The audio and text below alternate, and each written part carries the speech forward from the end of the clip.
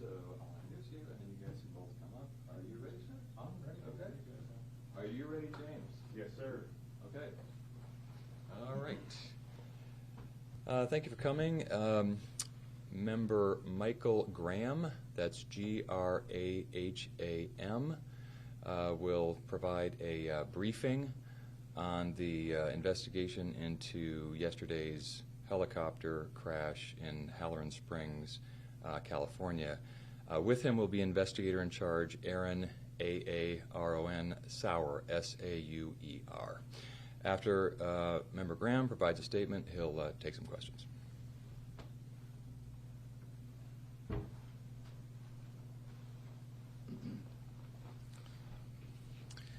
Good evening.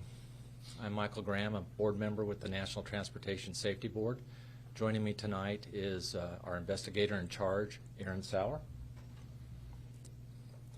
The NTSB just recently, within about an hour ago, arrived on scene for this accident investigation. Last night at 8:45 p.m. Pacific Standard Time, an Airbus EC-130 helicopter departed Palm Springs, California, en route to Boulder City, Nevada. At about 10:08 p.m., the helicopter impacted the terrain south of I-15 near Halloran Springs, California. Halloran Springs is about 75 miles northeast of Barstow. 2 crew members and 4 passengers were on board and were fatally injured. Before I go any farther, on behalf of the NTSB, I'd like to express our deepest sympathies to the families and loved ones of those who lost their lives in this terrible tragedy. We have a representative from the NTSB's Transportation Disaster Assistance Division on scene with us. She is currently working with the family members of those who lost their lives and will provide support as well as investigative updates as they become available. The NTSB is an independent agency charged by Congress to investigate every civil aviation accident and significant accidents in the other transportation modes. We are on scene now to gather perishable evidence. Our team is methodically and systematically reviews all evidence and considers all potential factors to determine the probable cause. This is the beginning of a long process. We will not jump to any conclusions, and the information that I provide for you tonight is preliminary. A preliminary report will be available in a couple weeks, and however, a full NTSB investigative report and investigation will last 12 to 24 months before a final report is published. Additional details about the accident include: the crew consisted of a pilot in command and a safety pilot. The accident flight was operated by Orbic Air LLC as a Part 135 charter flight.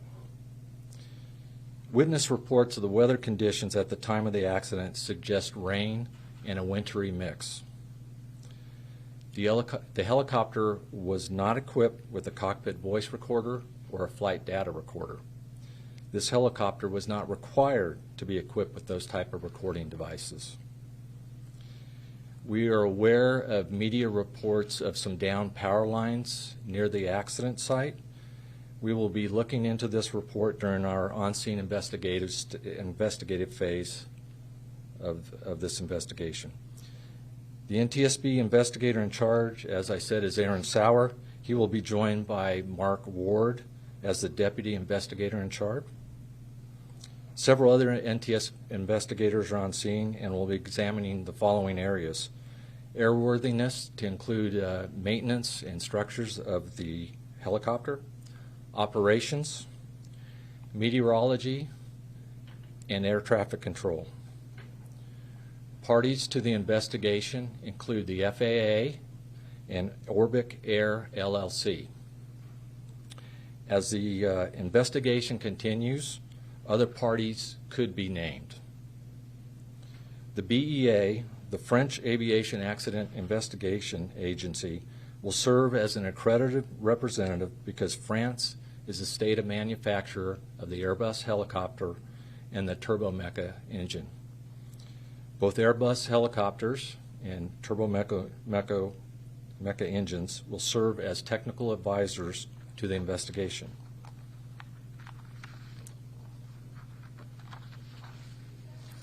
Planned activities for tomorrow will include traveling to the accident site to conduct the initial on-scene documentation, and documentation will also include aerial mapping of the wreckage with a drone and site measurements.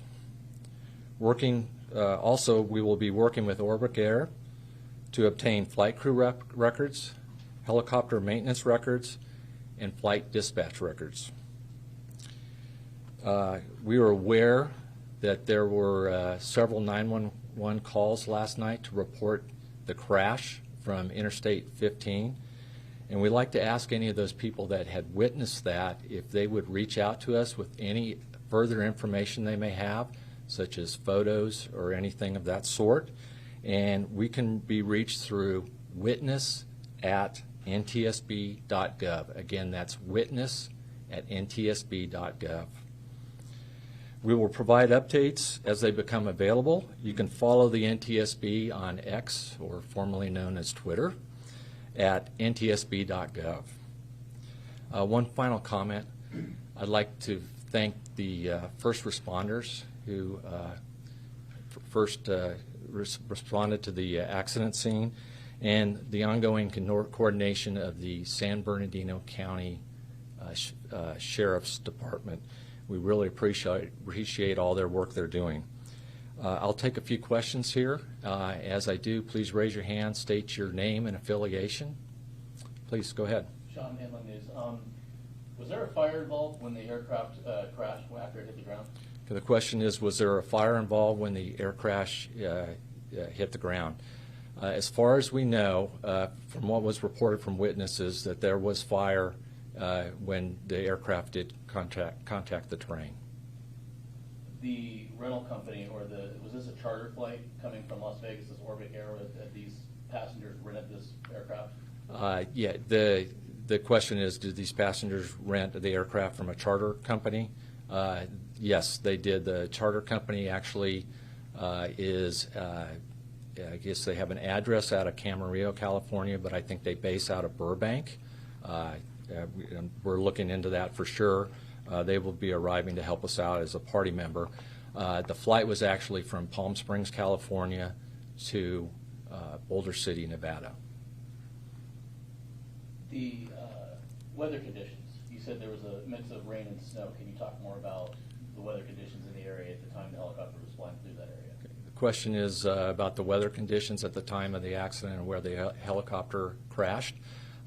It was reported by witnesses that there was rain with some wintry mix.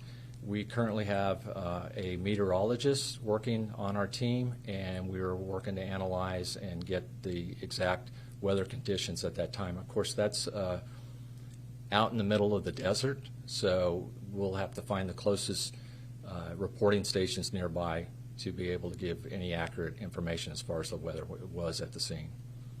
My last question is, do you know the altitude that the helicopter was flying through the area? I mean, was it, did they experience, is it possible they experienced a mechanical problem? They were flying high and they, auto-rotated down or came down somehow, or were they flying so low that they crashed into the side of a mountain?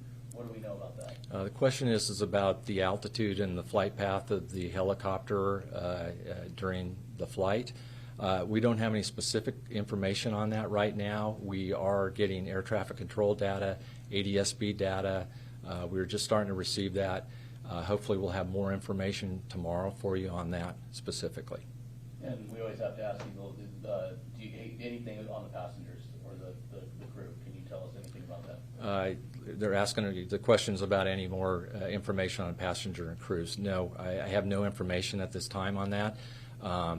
Any names, things like that, will be released through the coroner's office, and if we have any updates on that, we'll let you know, but normally that goes through the coroner's office. Okay. All right. I want to thank you very much.